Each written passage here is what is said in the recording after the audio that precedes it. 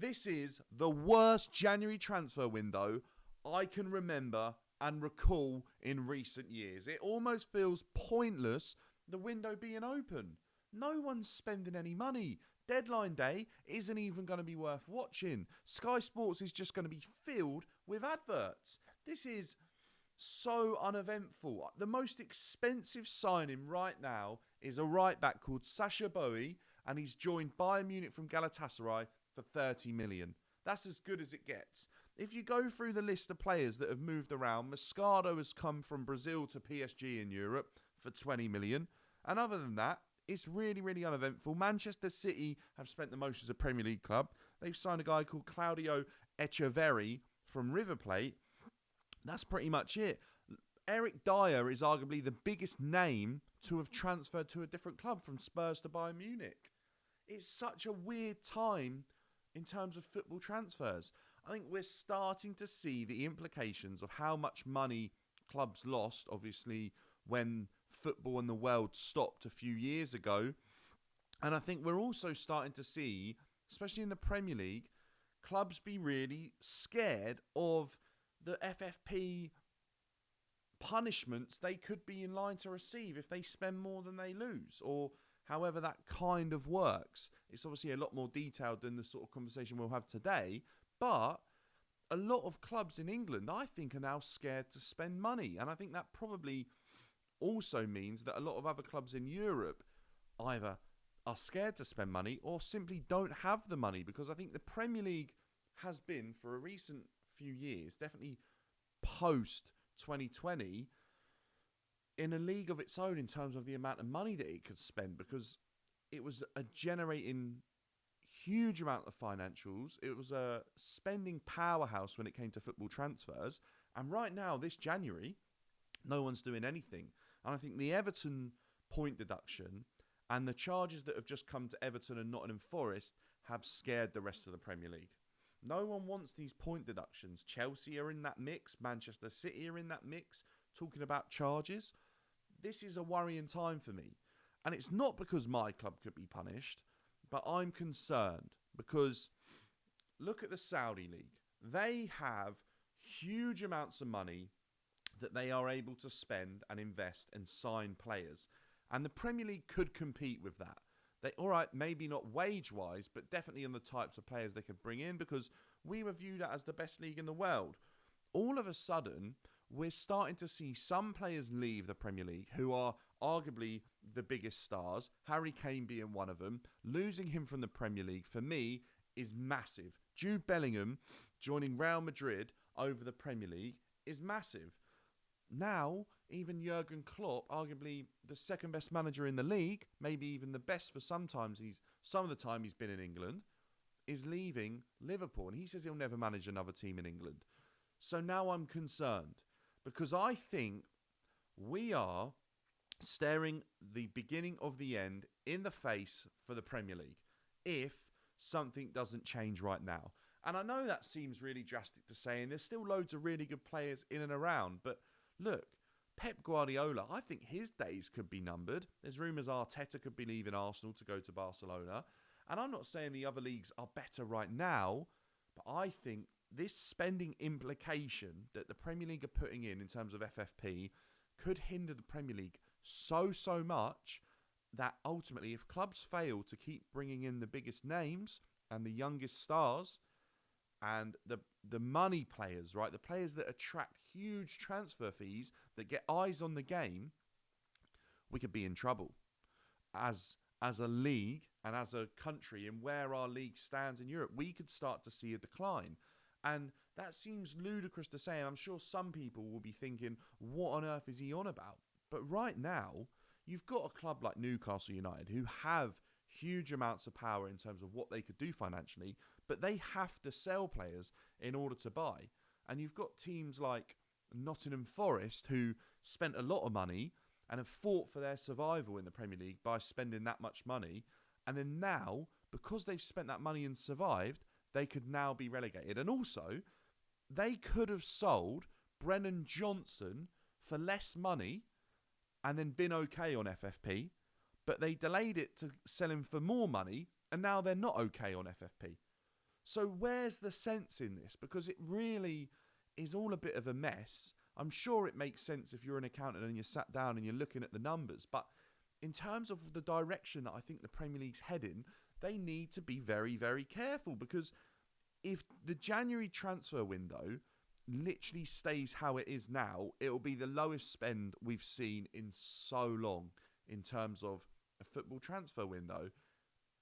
I don't think that's good for the Premier League, because transfers excite fans, transfers get people talking, transfers absolutely kill it on social media, and it just gets the hype around the league out there a bit more. And if the Premier League is the only league acting, then that also portrays it to be the most powerful and best league. And yeah, look, even from Saudi leagues, we're not seeing as much as we were in the summer and things like that as well. And even like the likes of Ronaldo went last January. But so maybe there's not as much money as floating around the game, and clubs can't sell because they can't buy, and it's just all a bit of a mess. And I'm not an advocate for no restrictions, because if you look back at Chelsea when we did it, and you look back at Manchester City as well, the types of spending sprees that we've been on and went on, and even under Bowley now, the types of money that's been spent is ludicrous. It is ridiculous. If an owner's got that much money, he wants to spend it, fair enough. But I actually think it could be slightly unfair on other clubs. However, I do think it also helps keep some sort of edge over other leagues. And I, for one, wouldn't want to see the decline of the Premier League due to these FFP restrictions. I'd rather see it increase, and I genuinely think there's enough powerful owners in the Premier League right now that enough money could be spent from a multiple amount of teams and they can compete. And then the other thing that we kind of need to speak about on FFP and the January transfer window and teams not being able to spend is, if a team does want to join the top and sees themselves as getting back in and amongst the mix and fighting for trophies and things like that, it's very, very difficult. Look at Newcastle as a prime example. Newcastle have done really well, and they've done great in terms of where they've got to on the money that they've spent. But then, and we're not talking about loads of money, but it's a good amount of money that's been spent. But they're now stuck. Because they don't generate enough money as a football club, they are unable to add any more value to their squad, because they'll be at risk of point deductions, and it would kind of undo everything they've achieved. But now Newcastle are kind of in this weird stalemate, and it just seems a bit silly. Like, why don't we add more competition to the league by allowing Newcastle to go and buy players? Newcastle were quite ballsy in the type of players that they were bringing over as well. Other clubs weren't sort of looking at Tonali or Isak as well to bring him in. Newcastle went, yes, we'll bring him over and we'll bring them to the Premier League. And I think we could say that when those players have been good and on form, they've definitely added to the Premier League. They're a joy to watch. If Newcastle United are playing, Isak's one of the players I want to see how he's doing. Bruno Guimaraes, Tonali. They've brought in good players that I want to be able to watch week in, week out. And if a team lower down the Premier League has an owner that wants to spend money and bring in more exciting players from other countries and bring them to the Premier League and make it the go-to destination that it's been for the last few seasons in football, then I think fair play. I think yes. And I think we shouldn't be putting in implications that are so damaging that this suddenly doesn't work. I think if you've got an owner that's got a lot of money, it doesn't mean that it's cheating. And if you way off the football model, but if you look at F1, you end up with the top constructors being the top, and it makes it very difficult for anyone to compete because there's all these sort of weird restrictions in place that no one can quite spend more money to get better, or some teams just simply can't match the financials. And I understand why this is in place, because you can end up with runaways, because Manchester City, Newcastle, they could probably put in endless amounts of money and other teams wouldn't be able to compete. Or Chelsea could spend £1 billion and other teams can only spend 100 million. But I'd rather that and have some of the best players in the world playing for some of the teams in England than I would have some of the best players in the world saying no to the Premier League because clubs can't afford to put wages up to where they need to be, or spend the transfer fees to attract these players, or have players running down to free agencies and then moving on from there. Let me know in the comments down below. Do you think that financial fair play is a good thing for football, a good thing for the Premier League, or should they just scrap it? Because I'm a bit torn at the moment. I don't want to see the decline of the Premier League for some silly FFP regulations.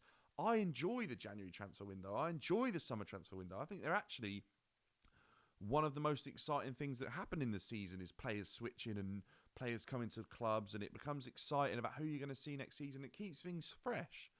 If that disappears from the game, I think we're really taking something away because, yes, obviously football is great and what we're seeing is great, but the exciting part of it at the beginning of a new season or in January is that you get like a chance to rejuvenate your season. If Chelsea were bringing in a striker right now and Arsenal were bringing in a striker right now, all of a sudden, the top of English football, there's this big discussion about can Chelsea or Arsenal's new strikers push them up the table or make them compete against your likes of City, Liverpool, and whoever else is there. I think that would be better. I think to say nothing's happened in January, by the way, and the league's going to stay the same is so disappointing and it's so flat, and I don't want to see that. So let me know your thoughts down below. Is FFP a good or a bad thing? I'd love to know some different sides of the coin on this one. If you're new to the channel, make sure to like and subscribe, and I will catch you in the next one. We're still on the road to 2,500 subscribers, so thank you to everyone for tuning in.